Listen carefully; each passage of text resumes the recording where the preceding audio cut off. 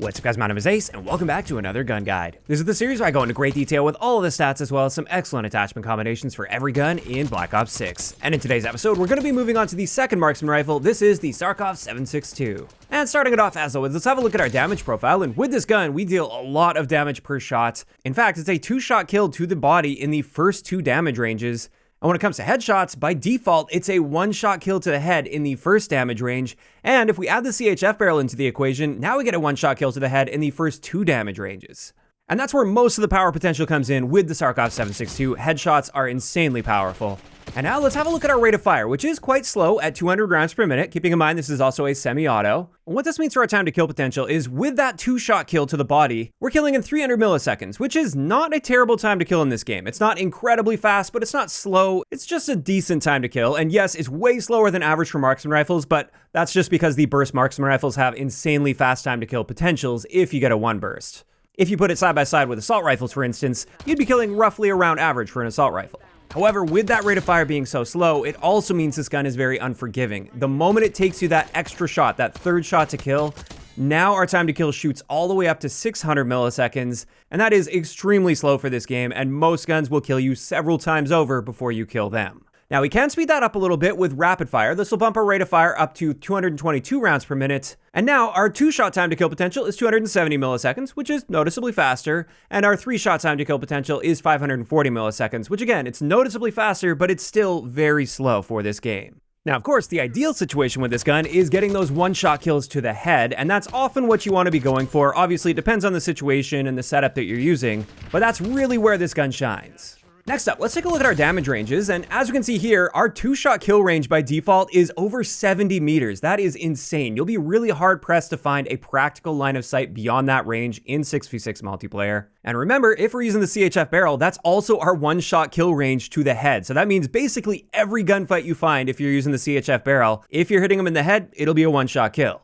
Now, in saying that, even our default 1-shot headshot potential in our maximum damage range is quite solid at just over 35 meters. So even without any attachments, it's still going to be worthwhile to be aiming for those headshots more often than not. Then when it comes to our bullet velocity, this is the best in the marksman rifle category, and this gives us a hit scan range of just under 45 meters, which is excellent. However, we can boost that with the gain twist barrel by 25%, or we can use the long barrel to boost our damage ranges by 30%. If you want a mix of the two, the reinforced barrel will give you a 15% range boost and a 20% velocity boost. So that's a clear winner in my eyes over the gain twist barrel, since we get almost the same velocity boost, but we also get a range boost on top of that. And it's worth noting with this gun, unlike most guns in the game, rapid fire does not reduce our range or our bullet velocity. It only adds to recoil, which we'll look at in just a little bit. But before we do that, let's dive into our hardcore stats. And obviously, with the massive amount of damage that this deals, it's going to be a 1-shot kill at all ranges, anywhere in the body, oftentimes even while shooting through cover, but not always. As for Hipfire, while it's technically slightly better than average for the marksman rifle category, it's still not great, and especially with this low rate of fire being so unforgiving, you almost never want to be hip firing with this gun unless you're basically touching your enemy. And now we can finally get into recoil. And with this gun, there's not a lot of recoil aside from after the first shot fired. There is a pretty big jump from the first to second shot, but then after that, it settles in nicely. It's a very tight grouping there. And I did a quick muzzle test here as well, and surprisingly, the compensator is your best bet on this gun. I thought it would be the ported compensator or maybe even the muzzle brake, because those ones specifically help with first shot recoil, but they don't appear to help as much as the compensator does overall. As for the CHF barrel, this does noticeably increase our recoil, including that gap between the first and second shot. Although, like we saw, it also massively improves our 1-shot headshot potential. And then with rapid fire, we actually see more of a steady increase to our recoil. And this is because there's less time to recenter between shots, and that's a big part of how this gun works. So with sustained fire, you will actually see this gun climb a lot more. After that, when it comes to handling, we do have the slowest aim down sight time in the marksman rifle category at 365 milliseconds, and our sprint to fire time is also the slowest in the category at 235 milliseconds. So it's really not designed to be super aggressive. However, our slide to fire and dive to fire times are just standard for marksman rifles.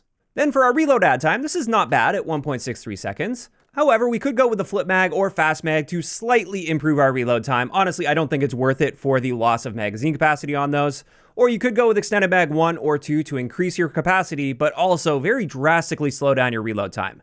At the end of the day, I think this gun relies heavily on many other attachments, and therefore I never really touch the magazine attachments because the default magazine is just fine as is. And this finally leaves us with our mobility stats, and across the board, we're actually slightly better than average for the Marksman Rifle category at least, but the Marksman Rifle category is quite slow, so it's not like this is a big standout in this game or anything. It's not really that great at getting around the map super aggressively. And there we go. That wraps it up for all of the stats. Now let's get into some excellent attachment combinations. And the first one I wanted to share for you guys is my aggressive build. And honestly, I don't use this one as much as the others. This is more so if I'm just playing on a smaller map and I want to have that ability to challenge people more aggressively up close. With this, we're using the Kepler Microflex Optic, the Compensator, the Quick Draw Grip for the best possible aim down sight time, since that is a big downside with this gun. We've got the Infiltrator stock so we can strafe noticeably faster as well. And then finally, we're topping this off with Rapid Fire so we can spam slightly faster and get a slightly better two-shot kill potential to the body to be more competitive in close quarters engagements without relying on that headshot. Now, the one-shot headshot range is still great at 35.6 meters,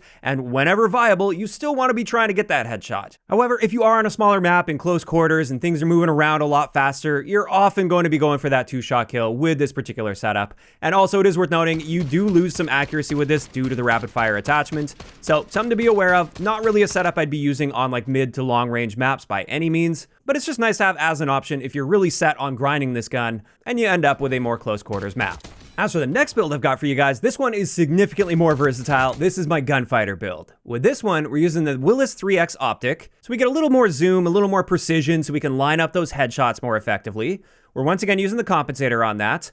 We have the CHF barrel, so that gives us a one-shot headshot range of 71 meters. So basically, any practical range you find, it'll be a one-shot headshot. We have the precision handguard combined with the target laser to essentially eliminate any sort of idle sway that we get, so you don't have to hold your breath or anything, and that sight isn't going to be moving. We once again have the quick draw grip to help with aim down sight time. Also, very importantly, we have the heavy stock on this, which reduces our flinch by about 40%, and that is very important with marksman rifles since they do have higher flinch values than many of the other guns in the game. And then finally, we're topping this off with the overpressured ammo, which gives us a really solid bullet velocity at 1,050 meters per second, and that will extend our hit scan range up to 52.5 meters. So this one is really designed to go all in on hitting those headshots as consistently as possible. Obviously, you can shoot them in the body just fine. This is still a very accurate version of the gun, so if you need that follow-up shot, that's fine, but it's really designed for hitting those headshots consistently.